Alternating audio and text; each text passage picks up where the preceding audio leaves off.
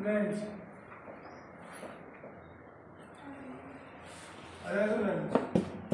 ठीक है। अब यदि हम देखो रेजोनेंस की बात कर रहे हैं, बिल्कुल ध्यान से समझना रेजोनेंस के बारे में।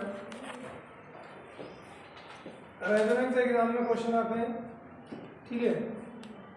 और ये मान के चलिए कि रेजोनेंस में मैं आपको पढ़ाऊंगा। आज का लेक्चर बहुत आप ध्यान से सुनना, यदि आपको आज का लेक्चर समझ में आ गया इसके बाद रेजोनेंस में कुछ है ही नहीं। एक्चुअली देखो हमें रेजोनेंस के बारे में मतलब कोई हमसे पूछता है रेजोनेंस क्या होता है, रेजोनेंस बना देते हैं पाई सिंगल ब्रैकेट पी पाई। अब ऐसा हो क्यों रहा है ये सब, मतलब रेजोनेंस के बारे में हमें कुछ पता नहीं होता, क्यों रेजोनेंस हो रहा है किसी भी मॉलिक्यूल में वो हमें पता ही नहीं। हम बताते रहते हैं, अभी मैं आपसे पूछूंगा अभी, ठीक है। तो आप हेडिंग डाल दो रेजोनेंस और इसके बारे में पॉइंट लिखो। देखो it involves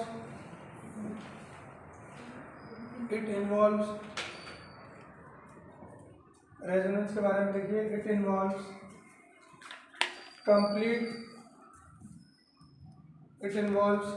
complete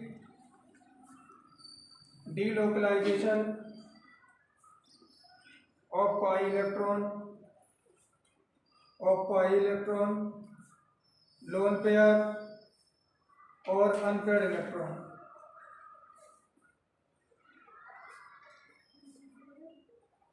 lone pair और unpaired electron।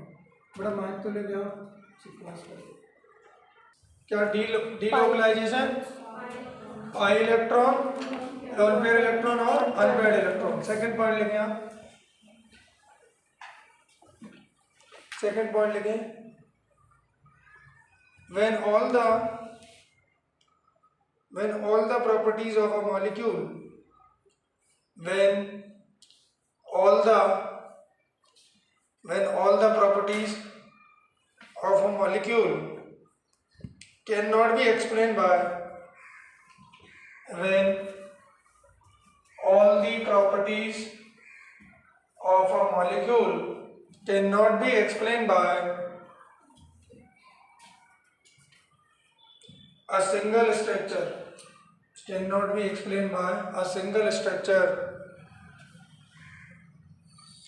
or even sometime more than one structure,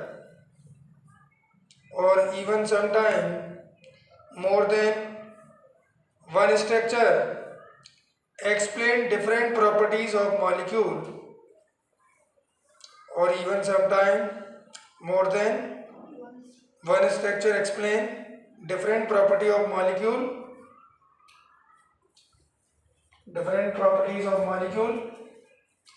it is called resonance.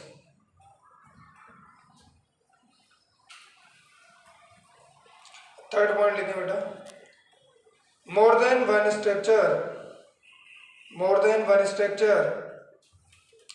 possible for the molecule, more than one structure possible for the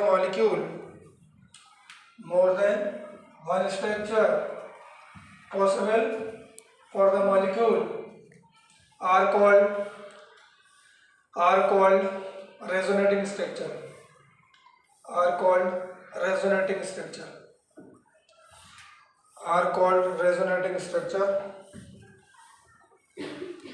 या फिर slash मतलब slash लगाओ, resonating structure slash मतलब समझ रहे हो क्या बोल रहा हूँ। रेजोनेटिंग स्ट्रक्चर स्लैश देखो कैनोनिकल स्ट्रक्चर नाम था ना कैनोनिकल का, ठीक है। रेजोनेटिंग स्ट्रक्चर को ही हम कैनोनिकल स्ट्रक्चर बोलते हैं ना। रेजोनेटिंग स्ट्रक्चर ये मैं इसलिए आपको बोल रहा हूँ क्योंकि कभी कभी क्या होता है क्वेश्चन की लैंग्वेज में वो रेजोनेटिंग स्ट्रक्चर की जगह आपको बोलता है कैनोनिकल स्ट्रक्चर। ये एनसीईआरटी की लैंग्वेज लिखवा रहा हूँ मैं आपको क्योंकि देखो पेपर वहीं से उठता है बेटा। रेजोनेटिंग स्ट्रक्चर, कैनोनिकल स्ट्रक्चर, आगे लिखे बेटा और स्लैश लगा के एक बार और लगा। Resonating structure slash canonical structure slash आगे लिखो contributing structure,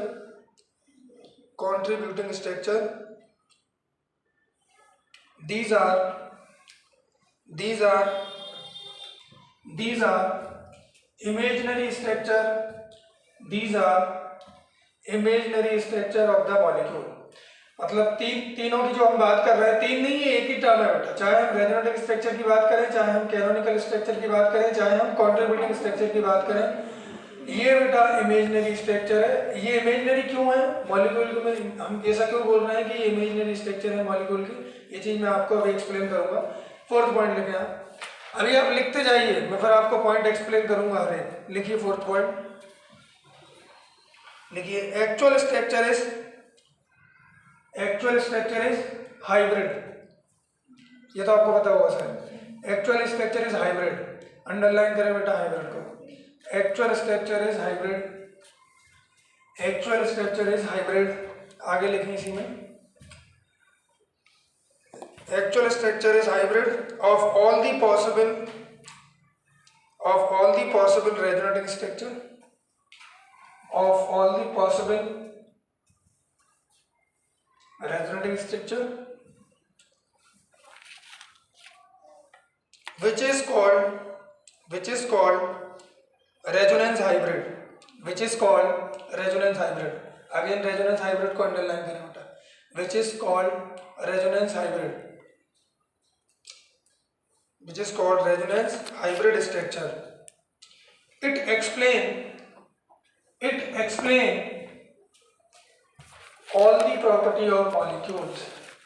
it explain all the properties of molecules।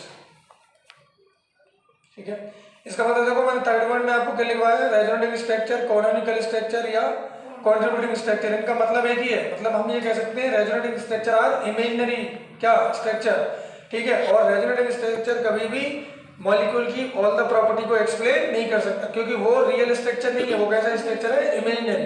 तो रियल स्ट्रक्चर कौन सा है, हाइब्रिड स्ट्रक्चर, रेजोनेंस हाइब्रिड। अब ये कैसे है ये मैं आपको समझाऊंगा और आप खुद ही बताएंगे हाँ सर ये बात सही है। लेकिन क्या लिखा आपने, it explains all the properties of, it explain all the properties of molecule. Fifth point लिखिए बेटा, रेजोनेंस लिखिए फिफ्थ पॉइंट, रेजोनेंस इंक्रीज, लिखिए resonance increases stability of molecule. Resonance increases stability of molecules। Resonance increases stability of molecules। The difference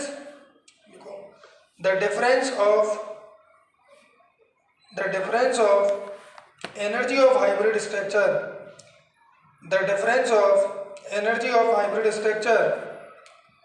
bracket में लिखो बेटा actual structure, क्योंकि hybrid structure को हम क्या बोल रहे हैं, एक्चुअल स्ट्रक्चर। ब्रैकेट में लिखो एक्चुअल स्ट्रक्चर, ब्रैकेट क्लोज करो। अब लिखना आप, the difference of energy of hybrid structure and the most stable resonating structure, इसके ब्रैकेट में लिखिए आप लोग, the resonating structure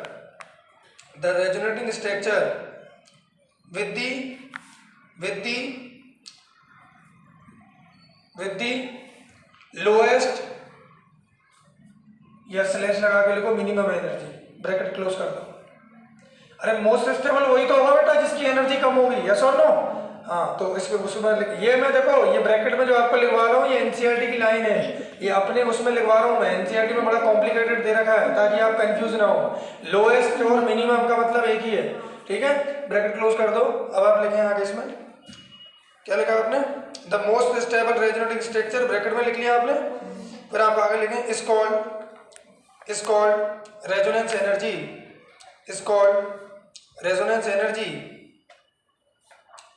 which is consumed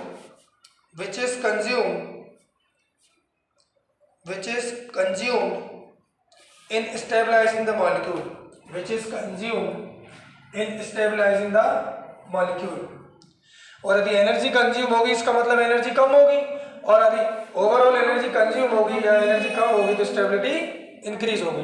next point लिखो बेटा जी, इन जनरल molecules लेकिन in general the molecules having more number of resonating structure, in general the molecules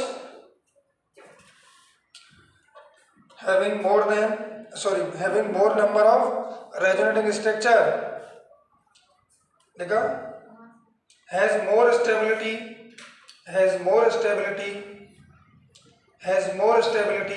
but it is the number of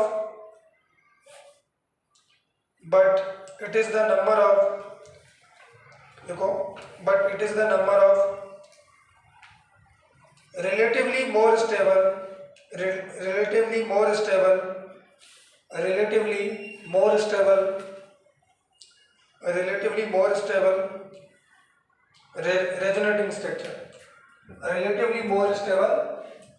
resonating structure, relatively more stable resonating structure, bracket में लिखें, number of equal contributing structure,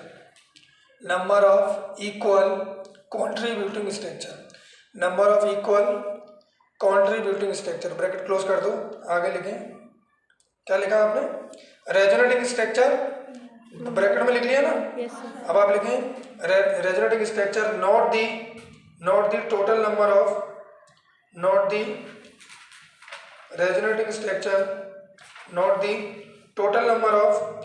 resonating structure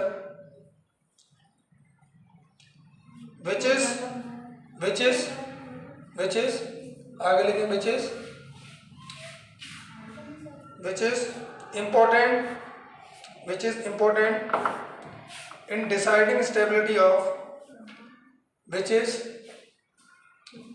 which is important in deciding stability of molecule। और last point लेंगे आप लोग, resonance, कौन सा 7 चल रहा है नहीं? Yes, sir. हाँ, 7 पॉइंट लिखिए, resonance affects bond length of the molecule, ठीक है। तो देखो ये जो मैंने आपको पॉइंट लिखवाया बेटा जी, अब सुन लेना मेरी बात, ये सब पॉइंट 1 बाय 1 जब तक रेजोनेंस चलेगा, क्योंकि इसमें जो हम यदि बात करते हैं GOC 1 में, तो इसमें सबसे ज्यादा जो एप्लीकेशन है वो रेजोनेंस की है। तो ऐसा नहीं हम एक दिन में ही सारा कुछ कर लेंगे, ठीक है। इसमें ये मैंने आपको इसलिए लिखवा दिए ताकि आप साथ साथ पढ़ते रहें इनको, और जैसे अब इसमें ये 2-3 पॉइंट तो आज ही कवर हो जाएंगे, धीरे धीरे आपको समझ में आएंगी चीजें, लेकिन आप फिर भी आज घर पे जाके इनको रीडिंग कर लेना। और बाकी मैं आपको पूरी, मतलब ऐसे नहीं रटना कुछ नहीं, हर एक चीज का वो एक्सप्लेनेशन है अपने पास।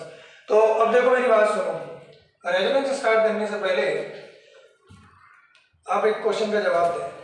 क्वेश्चन ध्यान से सुन लें, रेजोनेंस में जो भी हो रहा है वो हो क्यों रहा है? मतलब रेजोनेंस में जो भी कुछ हो रहा है वो हो क्यों रहा है, मतलब वो होता क्यों है?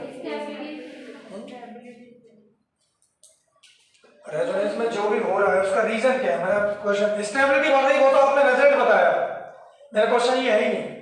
क्वेश्चन सुनो आप ध्यान से, आप कह रहे हैं मॉलिक्यूल की स्टेबिलिटी बढ़ेगी रेजोनेंस से, वो तो उसका वो हो गया ना, वो तो रिजल्ट है रेजोनेंस का।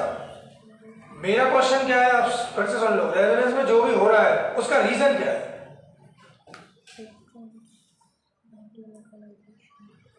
रेजोनेंस में जो भी हो रहा है उसका रीजन क्या है?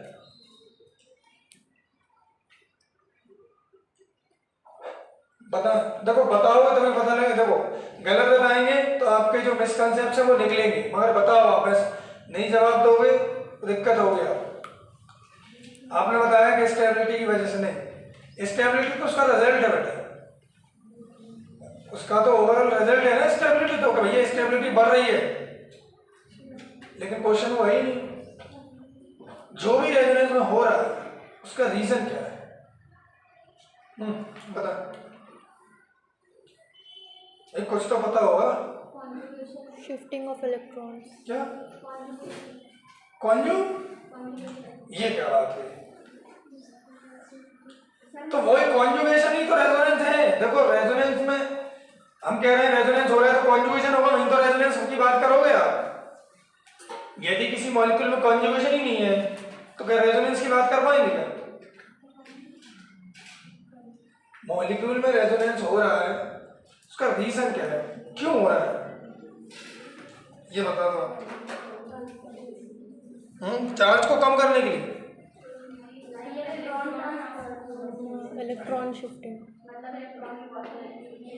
अरे वो तो ये तो हो रहा है। इलेक्ट्रॉन मतलब पाई बॉन्ड की जो शिफ्टिंग हो रही है, इलेक्ट्रॉन है वो घूम रहे हैं। आपका कहना है डीलोकलाइजेशन ऑफ पाई इलेक्ट्रॉन, ऐसा हो रहा है, पर ऐसा क्यों हो रहा है यही तो पूछ रहे हैं।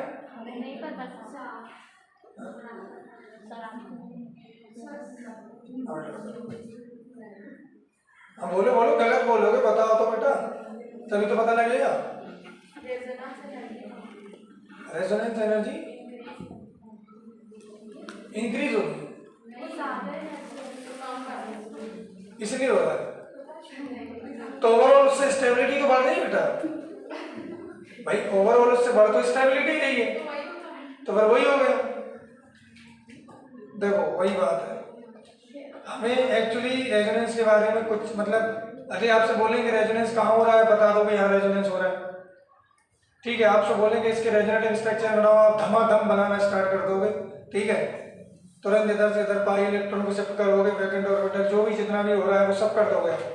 लेकिन यदि आपसे कोई रीजन पूछ रहा है तो आपको यही पता नहीं है कि क्यों हो रहा है, और आपको क्या 90% जनता को पता नहीं होता, बस वो पढ़ लेते हैं जैसे तैसे। अब आप ध्यान से सुनना, क्योंकि आज का लेक्चर आपको समझ में आ गया तो अगला जितना भी हम रेजोनेंस में पढ़ेंगे कुछ है ही नहीं है, मतलब कुल मिला के आज का ही है जो है वो सर्वत्र का। तो ध्यान से सुनना, मैं बिल्कुल बेसिक से आपको बता रहा हूँ, आप खुद ही समझ जाएंगे। देखिए ध्यान से, जी बताओ। अब देखो सबसे पहले जैसे यदि हम बात करें, हमें एक ऐसा मॉलिक्यूल लेना है जो जनरली हमने मतलब सब नहीं पढ़ा हुआ है, ठीक है, दैट इज कॉल्ड बेंजीन। पढ़ा है सबने? पढ़ा है नहीं पढ़ा?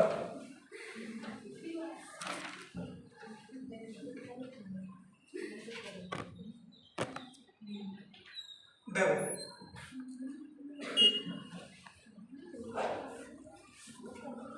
This is the benzene. अब यदि हम इसकी बात कर रहे हैं बेटा ये, ठीक है, तो अब मान लो देखो मैं आपको समझा रहा हूँ, एक्सप्लेन कर रहा हूँ, देखो बिल्कुल मैं बेसिक से आपको बता रहा हूँ।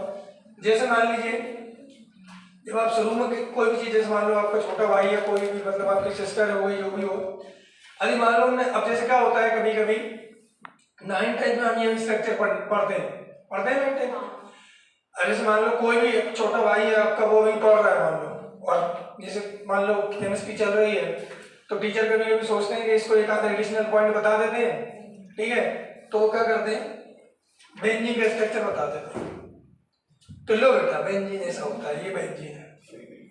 बच्चा घर जाता है, जैसे ही घर जाके किताब खोलता है तो अचानक से उसके सामने एक दूसरी चीज प्रकट हो जाती है,